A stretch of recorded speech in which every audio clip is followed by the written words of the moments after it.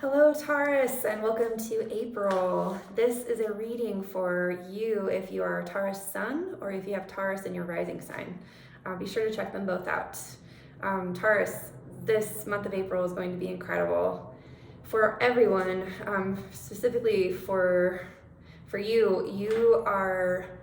We're starting the month out basically with a lot of spiritual energy, a lot of synchronicity. Whenever it's Aries season for you, if you're a Taurus rising, that's going to be amplifying the unseen nature of reality for you. This is happening in your 12th house. Aries is in your 12th house. So there's a lot of synchronicities. There's unexplainable, like things that you can't rationalize, things that are felt and they feel fiery. There's something that feels passionate about it, but that you can't quite put a context to. And the first 2 weeks of Aries would have been, there was still a lot of mercurial Piscean energy due to the fact that Mercury is still moving through Pisces and conjuncting Neptune. So while Mercury was doing this, that was actually happening in your 11th house. And there was something around clarity of your dreams when it comes to who you associate with, or like who your tribe, who your like family, it's like bigger groups and tribes and families, like where you feel you belong in the world, I guess, out in the outer world. So there would have been some divine inspiration while Mercury was sitting with Neptune in the sky. And then after that movement occurred and you had that divine inspiration, now it's moving into this very fiery space of your subconscious. And so all this Aries season for you, it's very much an amplification of your faith, your relationship with fear versus faith, like what do you give your fire to, essentially. And I think this year is probably the year where you finally put a lot of fear to rest and begin really trusting that guiding principle of fire in your life, primarily because the year has set us up to begin trusting something that's more connected than ever before. So the Mercury moved into Aries yesterday. I'm recording this on Sunday, so on the 3rd, it would have felt like the energy just like up leveled, and suddenly like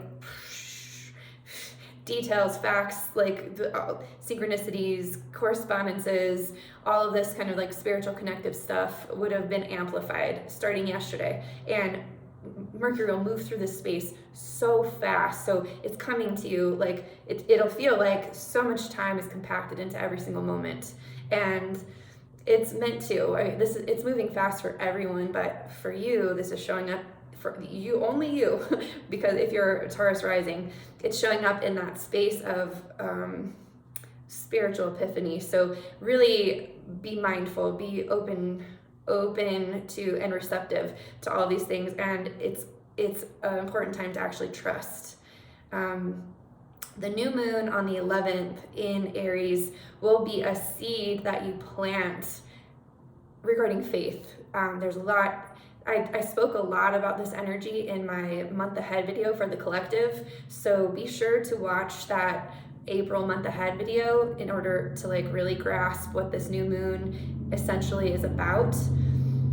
For you though, there is going to be this like leap of faith energy that will in some ways require you to let go of a lot of karmic entanglement that you may have subconsciously held on to as like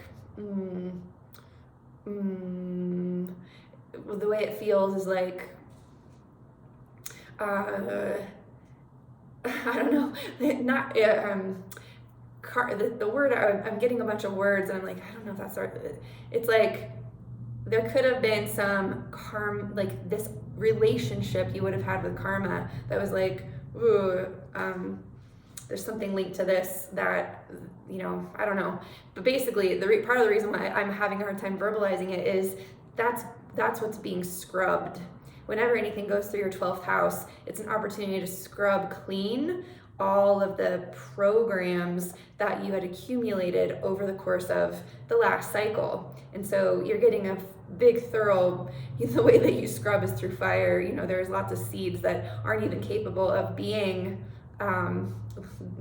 being viable unless they are transformed through fire. So this could feel like you're being transformed through fire during this time.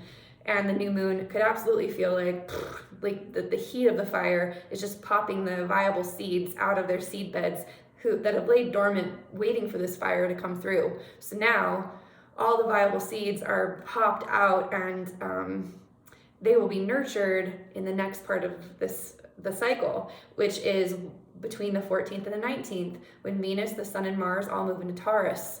So this combination, the 14th through the 19th, when these energies move into Taurus, imagine that the seed pops out of the pine cone. I think that pine cone trees, I believe that I'm recalling something for like early elementary school, where there are certain seeds that once there's a forest fire, those seeds pop out and then they're actually able to like grow more trees. So imagine that the seed has fallen. Now, what does the seed need? What are the resources, the conditions, the environment, all of the things that are necessary for that seed to really thrive? And for you, this really thriving energy of Taurus is in your first house. So whatever, all the dreams you have for your world, the things that they need to thrive actually have to do with you fully coming into your integrity with your character, fully being yourself, fully being free from any conditions of your past self, and really emerging as this new character that you are today. And so I see this moment for you, Taurus, as a really beautiful birthing, and many things are birthed through fire, and you may be experiencing that sensation in your life right now. And just trust it, because the elements are working in your favor. They always have your entire life, but this year they're very potent, and you may be more conscious than usual, especially if you're watching this video. Around the 23rd, Mars moves into Cancer. When this happens, the entire climate on the planet will feel different. Mars is moving from Gemini, where it's been since the 3rd of March, which is more of Mars feels kind of not entirely comfortable, but Mars has a lot of really amazing ideas while Mars is moving through Gemini. We have this it was a very masculine way of leadership, where we kind of have the idea, the inspiration, and then we are able to act on it, and there's a certain flow about that. Mars passed through the north node in the last couple of weeks, so a lot of momentum and freedom, things that were blocked are suddenly moving quickly. But when Mars moves into Cancer, the energy will change from this forward movement to experiencing the emotional impact of all of this. And so there'll be this it's all preparing us for somatic leadership that originates from the body rather than the mind. And Mars sometimes would prefer to be led by the mind. Taurus, I feel that you're gonna actually feel quite at home in this energy. You're gonna be yeah, my body always knows what I need. I just listen to my body. Fantastic. And the rest of the world is going to be going through quite a learning curve. The crazy thing is, you've got Cancer, you've got the way you feel in your house of mind. So the way you feel is what influences the way you think. So tending to the way you feel and doubling down on that is going to be very important, because that will absolutely influence the types and qualities of ideas that you are capable of experiencing and executing. So all of that being said, it comes together on the 26th when we have a full moon in Scorpio. I'm calling this full moon in Scorpio the somatic boundary full moon. And I'm calling it that because usually the scorpionic energy is definitely the place where we can feel kind of vulnerable, and when we feel vulnerable, that's where we know where our boundary is. Usually we know that a boundary's been crossed when we're feeling the weirdness or the like being seen too clearly, or seeing things like super clearly that could be kind of hidden. For you, Taurus, I feel like for maybe the first time, this full moon is actually going to reveal to you, it's in your 7th house of relationship, of how you trust. There could be a new level of somatic trust that you have with yourself, which then is related to how you trust others. Like, you are capable of having high levels of trust in your relationships when you know that you can somatically trust your body. These are like those little tingles of like, this person saying these things and they have something that I would like, but I'm feeling different about this, and I'm going to trust that. And because I'm trusting that, I actually am not afraid of whether or not I trust other people or not, because it has nothing to do with them. It just has to do with you honoring and trusting yourself. And so I believe this Scorpio full moon is actually going to amplify where those somatic boundaries are for everyone. And they're going to directly show up for you in relationships. It's a beautiful opportunity for you, Taurus. You're the only one that's having this full moon in your 7th house if you're a Taurus rising. If you are not a Taurus rising, if you're a Taurus sun, make sure you check out your rising sign as well. So there's a lot more in my April overview video for the collective, so be sure to watch that. It's a 40-minute video. I go into depth into even more transits, but these are the main areas that are highlighted for you this month. Okay, and I got the card for you. Perfect. Oh my gosh, this couldn't be more perfect. Okay, the card I pulled for you is the Self. This is a beautiful, this card actually is, I have a whole bunch to say. I might make a video about the way this card is structured and the way I actually view relationships. But for now, I'm going to read this card for you. It is 29. 29, the Self. Okay. The soul, the witness, the watcher. The Self is the prism that allows the spectrum of our personalities to radiate. It does not judge, prohibit, suppress, or oppress any of its parts, as it lovingly knows that all aspects have a time and a place, and leads us to experience the full breadth of life's offerings.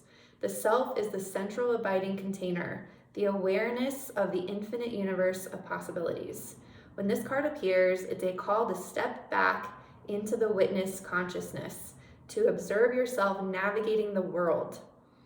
Ask yourself, am I the stew or am I the chef? In most situations, our ego draws us into the cauldron where we swirl, spin, and smolder in chaos. Yet the Self is graceful culinary dancer. The Self is a graceful culinary dancer, watching, waiting, observing as the spectrum of ingredients becomes the flavor of our life. Look in the mirror for 30 seconds or more. Attempt to see the you behind the you. It's no surprise that 2 central mantras in yoga tradition concern themselves with the self-experiment. No, I read that wrong. With the self. The self-experiment would be a very interesting name for something. Experiment with Soham, I am that I am, and Satnam, true identity. The self-experiment has like a really interesting ring to me. Okay, if this card is perplexing for you, you are on the right track. It challenges us to expand our sense of identity beyond the little self, and the ego resists such movement. Okay, so Taurus, everything's moving into your 1st house of self this month, so it couldn't be a more perfect card. It's just, of course it would be that way because you're in the energy of magic and synchronicity right now. So, okay, a couple of announcements. I'll be teaching a somatic astrology class starting around the 20th of April. I'm leading this class during Taurus season. And the whole premise of this class is that it's more of a personal to mythic approach. So every person who takes this experiential class is going to utilize their own life experiences, natal chart, and relationship to these energies, and then it will be informed and overlaid by the mythology and the archetypes of astrology. So it's a way of learning astrology that is experiential based rather than intellectually based. And I'm starting it in Taurus season because really that is a time where we're going to have a lot of somatic, expressive, emotional juice available to us. And if we're going to be learning something from that space, may as well work with the natural cycles to really fully bring it all the way to the surface. So be looking out for an announcement of that class very soon. Also, I make these videos every week, and so if you want to catch these videos, please like, share, and subscribe to my channel. Share these videos with anyone that you feel could be supported in their lives by becoming aware of some of these concepts and perceptions. And I think that's all. Taurus, I hope you have a really beautiful week. I'll see you next week. Okay, bye.